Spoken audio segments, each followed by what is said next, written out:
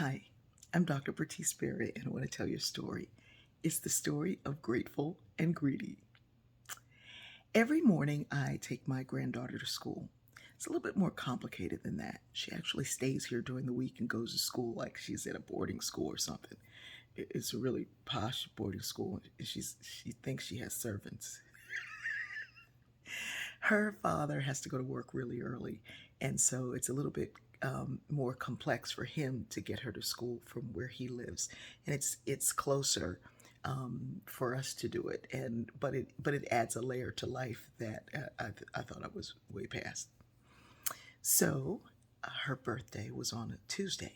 She stays home on the weekends, but it was a holiday weekend, so she had an extra day there. So she was going to celebrate her birthday on that Monday with her family, and then at school and here on Tuesday. But we had a family emergency, and so things changed. So, because she had her birthday on Monday with her family, she kept saying, "On Tuesday, I'm going to be 7 because I get another birthday." She actually was turning 6, but she thought because she was celebrating it the next day that she'd get another day. Now, my family is kind of accustomed to celebrating birthdays on different days because that's when we could all get together, that's when it all happened, or how it worked out. And so she may as well learn what everybody else learned, that it's a day and we can move the celebration.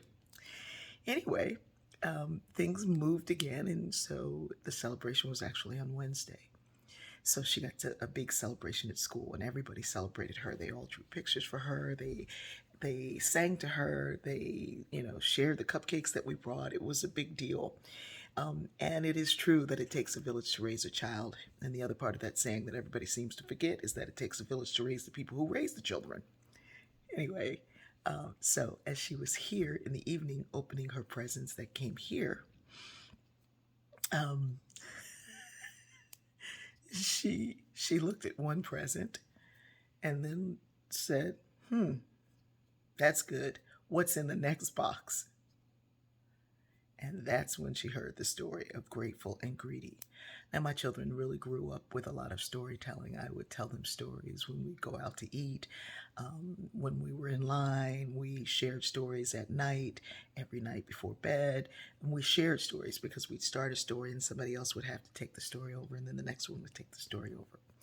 So, out of nowhere, I just said, "Ooh, it's time for you to hear the story of Grateful and Greedy." Now, I was making this story up on the fly, but it was a really good story. So I said, there was Grateful and Greedy, and they grew up next to each other, and they were friends. No one understood how they could be friends because they had very little in common. Grateful was very grateful for everything and was always singing and always happy and grateful for everything. Look at the sun, it's so wonderful. Look at the moon, it's amazing. I'm so happy for both. And Greedy was never satisfied. In fact, that's where the poet Prince learned those wonderful words. This is what it sounds like when doves cry. Greedy, whenever Greedy saw the moon, said, where's the sun? Where's the moon? Seems like there should be something in between. There was never enough. And so Elena's just kind of like watching me and listening. And I said, one day, Greedy and Grateful walked into a store, and the man said, "Hello, I have bubble gum." And he gave both of them a piece. He didn't charge them a penny, he just gave it to them. And Grateful said, "Ooh, this is delicious bubble gum. It feels like it's going to last forever, and I think it will because it's so wonderful." And Grateful was chewing and blowing bubbles and having a fine time. And Greedy took one bite of it and chewed a little bit and looked and saw that there was another bubble gum and said, "I don't like this one. I want that bubble gum." And the store owner said, "Well, I only have one left." And Greedy said, "Well, give it to me." And the store owner said, "No, I have one left, and it goes to the one who is grateful." The end.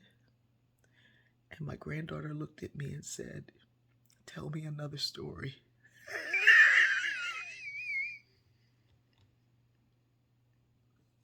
And I was like, "No, Greedy, that's it." And then my daughter Fatima lovingly explained the story and pulled out all the details of the story and told her more. And then she said, "Are you grateful for this present that you have in your hand? Did you say thank you for the present that you have in your hand? Did you hug the present? Did you show that you were happy to have it? Before you open another present, be grateful for the one that you have. All of these are yours. They're not going anywhere." So she was grateful for her underwear, and grateful for her socks, and grateful for her shoes, and grateful for her walkie talkie, and grateful for her writing pad. And she got one other thing, I think a little camera. She was grateful for all of them.